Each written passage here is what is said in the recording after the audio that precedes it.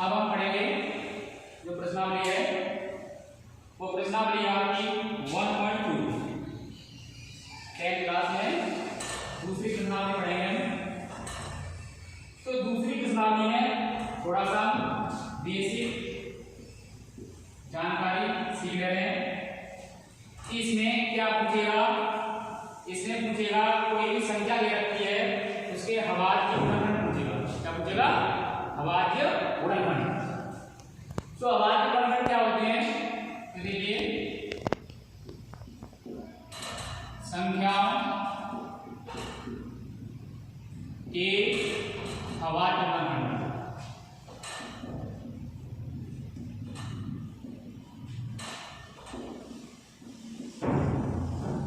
क्या होते हैं? भाज्य गुणनखंड कोई भाज्य संख्या है। आज सबसे पहली बात तो ये है कि हमें ये समझना होगा कि भाज्य संख्या किसे कहते हैं और अभाज्य संख्या किसे कहते हैं। तो देखिए जो कोई भी संख्या हो, भाज्य हो या अभाज्य हो, प्रत्येक संख्या एक से डिवाइड होती है। तो उसका कोई भी संख्या ले रखी है वो संख्या स्वयं से विभाजित हो, किसी दूसरी संख्या से विभाजित ना हो। एक तो होती है, एक को छोड़ करके जो कोई भी संख्या दे रखी है वो स्वयं से विभाजित हो तो वो संख्या कहलाती है अभाज्य संख्या कहलाती है। क्या कहलाती है? अभाज्य संख्या। और वे संख्याएं जो दो या दो से अधिक अभाज्य संख्याओं से भाज्य होती है वो संख्या भाज्य संख्या कहलाती है। जैसे अभाज्य संख्या होती है अभाज्य के 2, 3, 5, 7, 11, 13 इस प्रकार की संख्याएं होती हैं। वो संख्या कैसी होती है?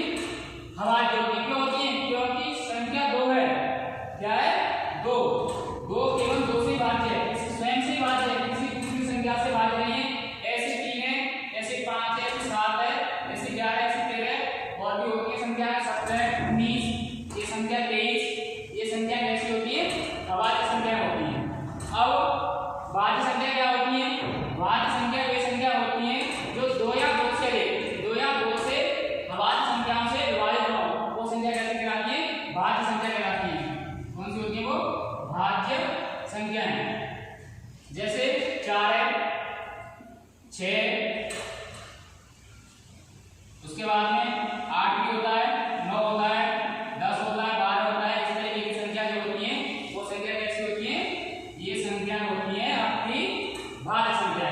क्योंकि 4 2 से भाज्य है, 4 से भी भाज्य है, तो इसके 2 या 2 से अधिक गुणनखंड होंगे, अर्थात 2 या 2 से अधिक संख्याओं से विभाजित होंगी तो संख्या कैसी होगी? भाज्य संख्या होगी। ये आपकी जो 6 से भी है, 3 से भी है, 2 से भी है, 3 संख्याओं से भाज्य है। तो इस प्रकार की अधिक संख्या कहलाएंगी भाज्य संख्या कहलाएंगी। ठीक है, तो ये तो था भाज्य और अभाज्य संख्याओं के भाज्य गुणनखंड क्या होते हैं।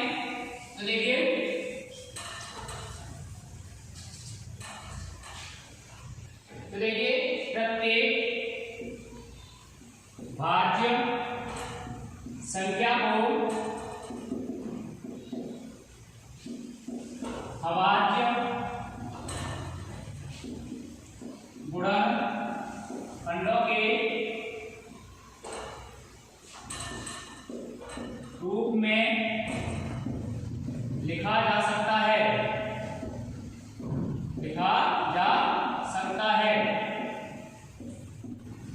अब कैसे बेटा? देखिए कि कोई भी भाज्य संख्या है उस भाज्य संख्या को अभाज्य गुणनखंडों के रूप में लिख सकते हैं। अब किस तरीके से लिखेंगे? और यही चीज पूछेगा प्रश्नावली में आपके। जैसे हमारे पास कोई संख्या 210 है। क्या है? 210। ये 210 जो संख्या है वो कैसी है? भाज्य संख्या है। कैसी है? भाज्य। अब पूछेगा इसको अभाज्य गुणनखंडों के रूप में लिखिए, तो आप किस तरीके से लिखेंगे? सबसे पहले आप इसके गुणनखंड करेंगे। क्या करेंगे? गुणनखंड। तो कैसे करते हैं? तो सबसे पहले हम ये देखेंगे कि सबसे छोटी अभाज्य संख्या से इसमें भाग देंगे। उससे नहीं आता है तो उससे बड़ी से देंगे, उससे भी नहीं आता है तो उससे बड़ी से देंगे। इस तरीके से हम क्या करेंगे? इसके पहले गुणनखंड करेंगे। तो पहली अभाज्य संख्या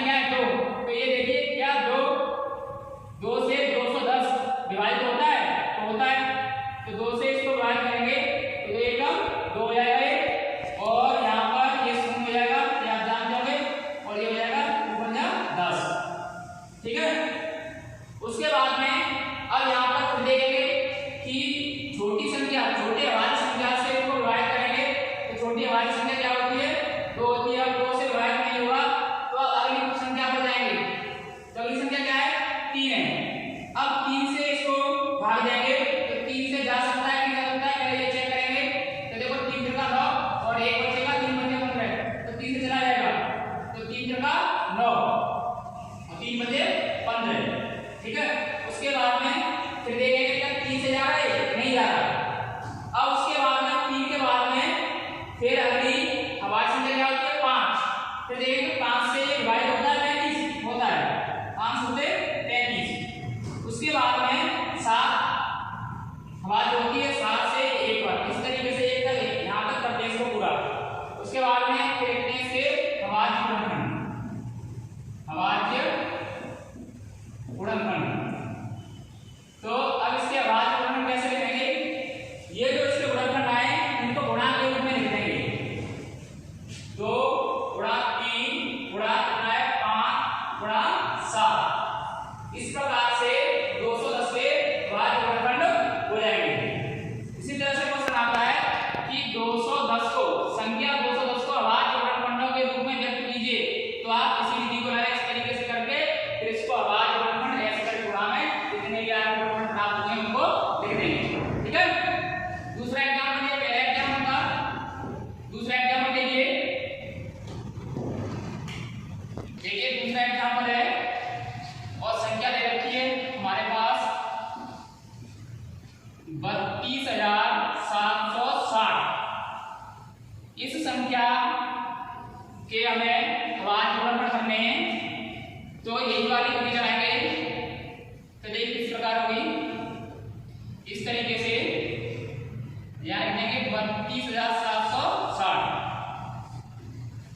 छोटी सबसे छोटी अभाज्य संख्या इसको भाग देंगे, तो 2 से भाग होती है 2 से देंगे, तो देखिए 2 एकम 2, एक आंसर बचेगी, ये 12 हो जाएंगे, तो जिसके 12 हो जाएंगे, फिर 7 फिर हो जाएगा, ये 3 हो जाएगा, तो 6 फिर 16 हो जाएंगे, फिर हो जाएंगे 2 अट्टे 16 हो जाएंगे, फिर एक आंसर बचेगी ये सॉरी यहाँ पर 2 अट्टे 16 हो गए पूरे, फिर ये 0 आ जाएगा, क्या जाएगा 0। उसके बाद में फिर 2 से फिर जा रहा है, 2 से फिर विभाजित होता है, तो 2 से करेंगे 2 अट्टे 16, फिर 2 एकम 2, एक आंसर बचेगी, फिर हो जाएगा ये 2 से देंगे 2 नंबर 18, फिर ये 0 आ जाएगा। उसके बाद में फिर 2 से फिर हो रहा है 2 चौके 8, ठीक है। उसके बाद में फिर देखिए इसका भाग देंगे, तो ये 1 बचेगा, 1 का भाग नहीं आ सकता, फिर आप क्या करेंगे मौका लगेगा, फिर 1 हो जाएगा 19 हो जाएंगे, फिर आप ये 0 आएगा, आप जानते हैं भाग देना, ठीक है। फिर ये 19 हो जाएंगे, फिर 2 से कितनी बार जाएगा बेटा ये 2 नंबर 18, 1 बचेगा, 2 पंजे 10, इतना हो जाएगा। उसके बाद में फिर देखिए अब ये 2 से नहीं जा सकता, फिर अगली अभाज्य संख्या देखें 3, क्या है 3 से डिवाइड हो सकता है, तो देखिए 3 से करेंगे इसको डिवाइड, तो देखिए 3 से 3 एकम 3, एक आंसर बचेगी, 3 त्रिका 9, फिर 1 बचेगी यहाँ पर, फिर आपका 3 चौका 18, फिर 3 पंजे 15, ठीक है। उसके बाद में फिर 3 से चेक करते हैं क्या 3 से फिर डिवाइड हो रहा है कि हो रहा है, तो देखिए 3 से करेंगे तो ये हो जाएगा 3 चौके 12, फिर ये 16 हो जाएगा, 3 पंजे 15, 3 पंजे 15 हो जाएगा, 3 से डिवाइड फिर करेंगे इसको 3 चौके 12, फिर 3 पंजे 15, 3 पंजे 15, ठीक है। अब जगह नहीं है, इसको इसी को मैं यहाँ लिख दे रहा हूँ, इस जगह पर कितना लिखा है 455। फिर हम 3 से लेते हैं, अब 3 से विभाजित होता है, 3 से विभाजित नहीं होगा, फिर अगली अभाज्य संख्या पर जाएंगे, क्या होती है 5, फिर 5 से इसको विभाजित करेंगे, क्या हो रही है, तो 5 से करेंगे इसको, तो कितना हो जाएगा ये 1 नंबर 45 हो जाएगा। उसके बाद में 5 एकम 5 हो जाएगा, ठीक है। उसके बाद में फिर देखिए फिर अगली अभाज्य संख्या पे आते हैं 7, क्या 7 से डिवाइड हो रहा है, 7 से डिवाइड होता है, तो 7 से इसको डिवाइड करेंगे तो 13 बार होगा, तो 13 से अभाज्य संख्या होती है, तो 13 एकम 13, ठीक है। उसके बाद में अब इसके हम अभाज्य गुणनखंड लिखते हैं, क्या करते हैं अभाज्य गुणनखंड। तो देखिए किस प्रकार होंगे इसके अभाज्य गुणनखंड, ये है अभाज्य गुणनखंड इसके 2 × 2 × 2 × 3 × 3 × 5 × 7 × ये आपका हो जाएगा 30,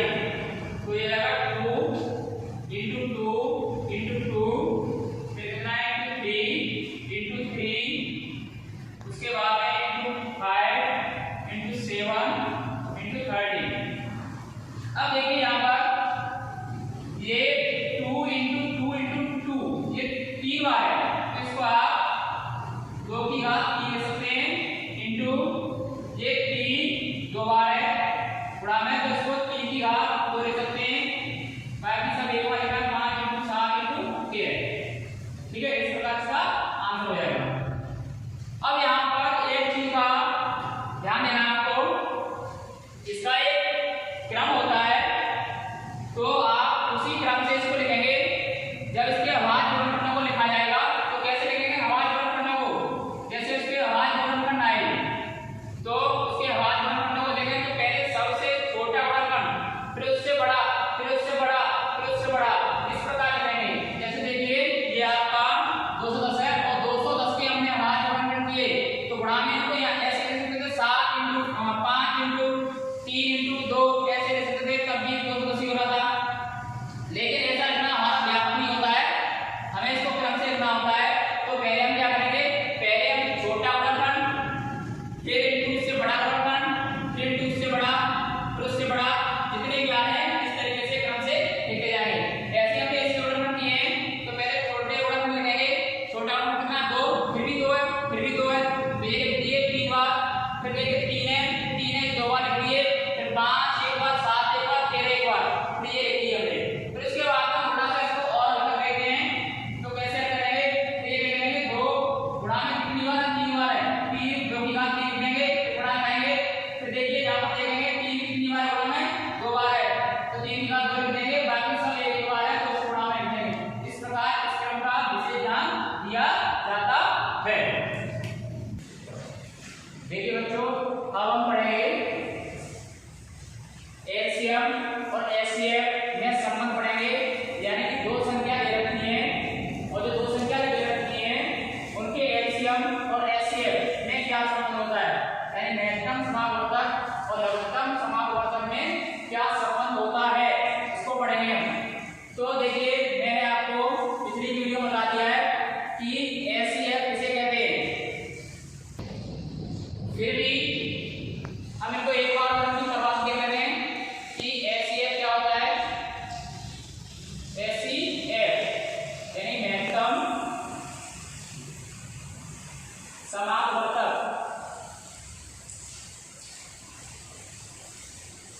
महत्तम समापवर्तक, यानी कि यह वह बड़ी से बड़ी संख्या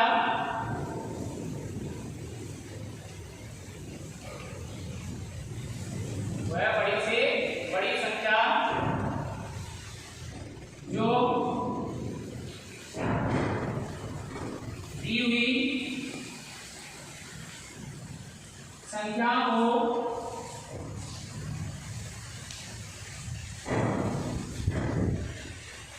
पूर्णतः विभक्त कर दे, विभक्त कर दे, एचसीएफ कहलाती है।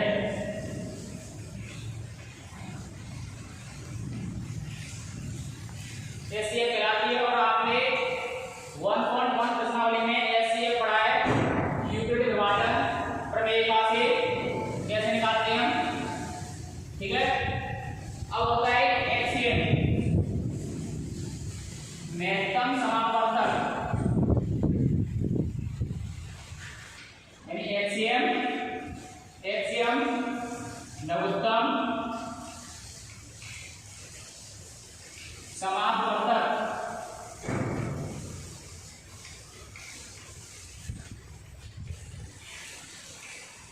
एचसीएम क्या होता है, लघुत्तम समापवर्तक, यानी कि यह क्या होता है, इसकी परिभाषा कर रहे हैं, वह छोटी से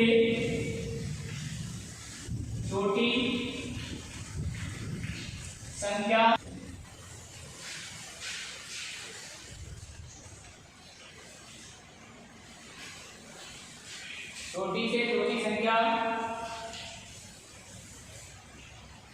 जो दी हुई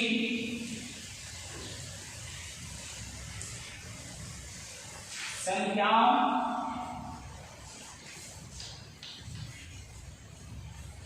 से रखो।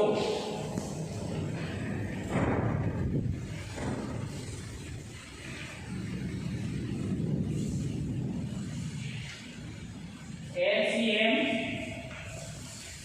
कहलाती है।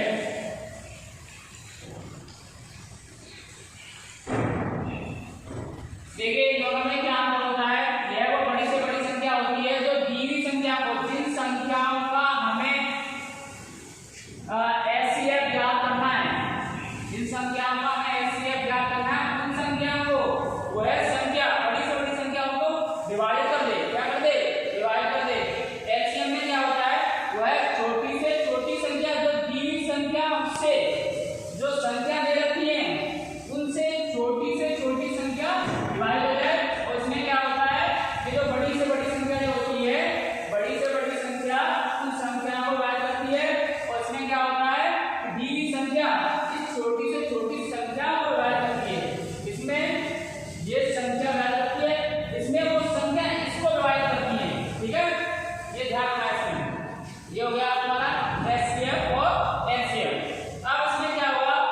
इसमें कि दो संख्या दे रखी है, उन दो संख्याओं में और इस एचसीएफ और एचसीएफ में क्या संबंध होता है उसको पढ़ेंगे। एक में क्या संबंध होता है, जैसे यदि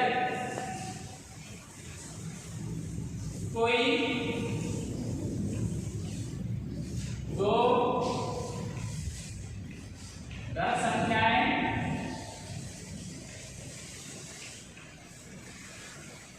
ए और बी हैं, दो संख्या ले रखी हैं, वो क्या है? ए और बी।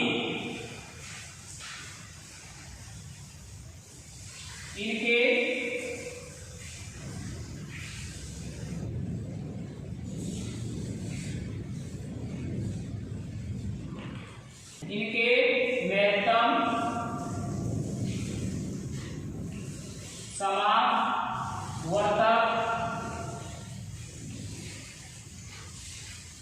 व लघुत्तम समावर्तक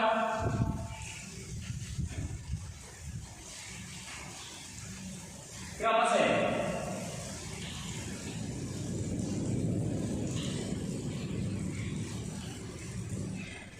महत्तम समावर्तक है आपका एचसीएफ व लघुत्तम समावर्तक है एचसीएम है। तो इनमें संबंध होगा तब पहली संख्या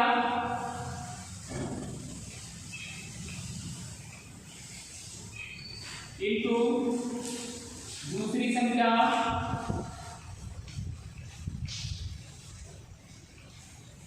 बराबर एचसीएफ इंटू एचसीएम। ये वाला फॉर्मूला हुआ, यानी पहली संख्या क्या है? ए इंटू दूसरी संख्या क्या है? बी बराबर एचसीएफ इंटू एचसीएम। ये वाला आपको फॉर्मूला याद करना है, यानी कि दो संख्याओं का गुणनफल उनके एचसीएफ इंटू एचसीएम के गुणनफल के बराबर होता है। इसी फॉर्मूले का हम इस नाम में यूज करेंगे। ठीक है, इसका एक एग्जांपल मैं आपको बता दे रहा हूं। देखिए वो किस प्रकार है। देखिए अब प्रश्नावली पढ़ेंगे हम एक्सरसाइज 1.2। इसमें पहला सवाल मैंने छोड़ दिया है, क्यों? क्योंकि इसके बेसिक के बारे में जो मैंने बताया था, उसी एग्जाम में पढ़ाया था, उसी के अनुसार आपको करना है पहला सवाल। दूसरा सवाल है पूर्णांकों के निम्नलिखित युग्मों के एचसीएफ और एचसीएम ज्ञात कीजिए तथा इनकी जांच कीजिए कि दो संख्याओं का गुणनफल बराबर एचसीएफ इंटू एचसीएम। इसमें तीन सवाल दे रखे हैं, दूसरे में पहला, दूसरा और तीसरा। ठीक है, पहला मैं करा ले रहा हूं, दूसरा और तीसरा आपको सेम करना है पहले के अनुसार। तो देखिए 26 और 4 में करेंगे हम पहला सवाल, पहला पार्ट सॉल्व करेंगे।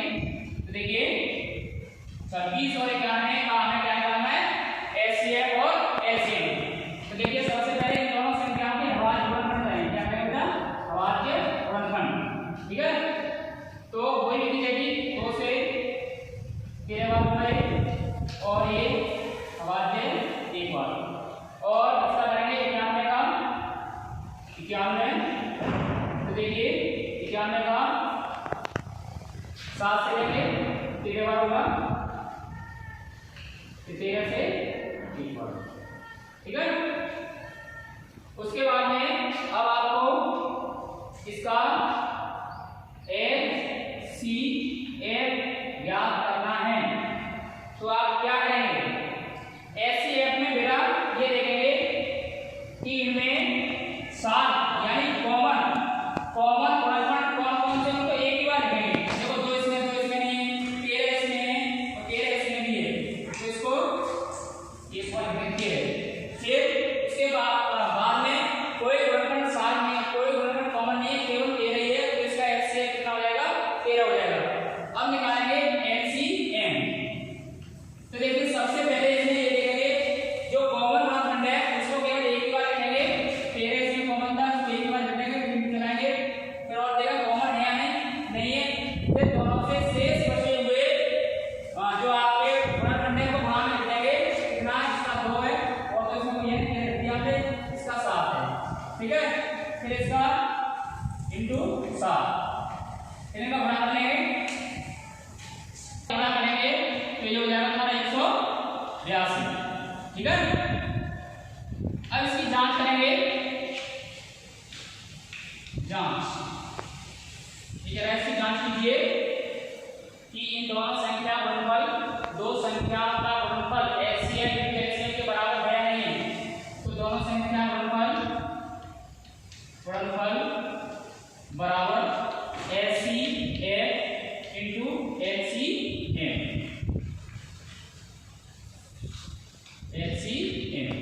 ठीक है, गुणनफल। अब देखिए दोनों संख्याओं का गुणनफल, दोनों संख्या क्या क्या थी आपकी, 26 और 91। क्या थी, 26 और 91। तो हम लिखते हैं 26 इंटू 91 बराबर एचसीएफ कितना हमारा, एचसीएफ है 13 इंटू 13 आपका 182। कितना है, 182। अब देखिए 26 और 91 का गुणा होगा 2366। कितना होगा, 2366। ऐसे 13 गुणा 182, ये भी कितना होगा, 2366। अब देखिए यहाँ पर ये दोनों कैसे हो गए, बराबर। तो इससे हमारा सिद्ध हो गया कि दो संख्याओं का गुणनफल किसके बराबर होता है, एचसीएफ इंटू एलसीएम के बराबर होता है। ये हमने इसकी जांच कर दी। ठीक है, नेक्स्ट सवाल मैं आपको अगली वीडियो में बताऊंगा और आपको सेम एक्सरसाइज से करने हैं।